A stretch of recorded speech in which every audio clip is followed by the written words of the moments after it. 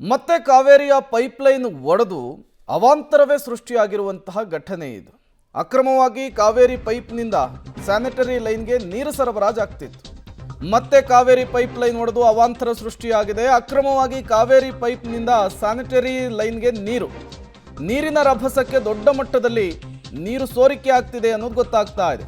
ಥಣಿಸಂದ್ರದ ಹೆಗಡೆ ನಗರದಲ್ಲಿ ನಡೆದಿರುವಂತಹ ಅವಾಂತರ ಇದು. ನೀವು ಕೂಡ ವಿಜುವಲ್ಸನ್ನು ಗಮನಿಸ್ತಾ ಇದ್ದೀರಿ ಯಾವ ಪ್ರಮಾಣದಲ್ಲಿ ನೀರು ಪೋಲಾಗ್ತಾ ಇದೆ ಅಂತ ಹೇಳಿ. ನೀರಿನ ಫೋರ್ಸ್ಗೆ ಈ ದೊಡ್ಡ ಮಟ್ಟದಲ್ಲಿ ನೀರು ಸೋರಿಕೆ ಆಗಿದೆ ಅನ್ನೋದು ಗೊತ್ತಾಗ್ತಾ ಇದೆ. ಜೊತೆಗೆ ಜಲಮಂಡಳಿಯ ನಿರ್ಲಕ್ಷ್ಯ ಏನಾದರೂ ಇದೆಯಾ ಅನ್ನೋದು ಕೂಡ ಗೊತ್ತಾಗಬೇಕಿದೆ.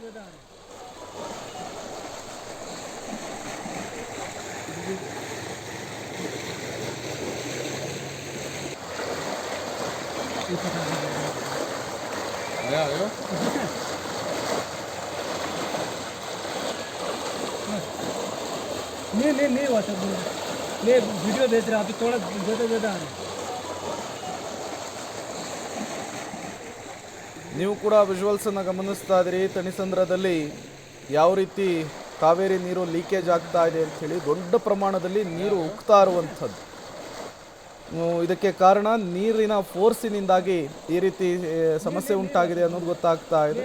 ಈ ಬರಗಾಲದ ಸಂದರ್ಭದಲ್ಲಿ ಬೆಂಗಳೂರಿನ ಜನರು ಕುಡಿಯೋ ನೀರಿಗೆ ಎಷ್ಟೆಲ್ಲ ಸಮಸ್ಯೆಯನ್ನು ಎದುರಿಸಿದ್ರು ಅನ್ನೋದನ್ನು ನಾವು ನೋಡಿದ್ವಿ. ಬಟ್ ಇಷ್ಟು ಪ್ರಮಾಣದ ನೀರು ಪೋಲಾಗ್ತಾ ಇರೋದು ನಿಜಕ್ಕೂ ಕೂಡ ಶಾಕಿಂಗ್. ಜಲಮಂಡಳಿ ಅಧಿಕಾರಿಗಳು ಇದರ ಬಗ್ಗೆ ಏನಾದರೂ ಸೂಕ್ತ ಕ್ರಮಗಳನ್ನು ತೆಗೆದುಕೊಳ್ತಾರಾ ಅನ್ನೋದನ್ನು ಕಾದು ನೋಡಬೇಕಿದೆ.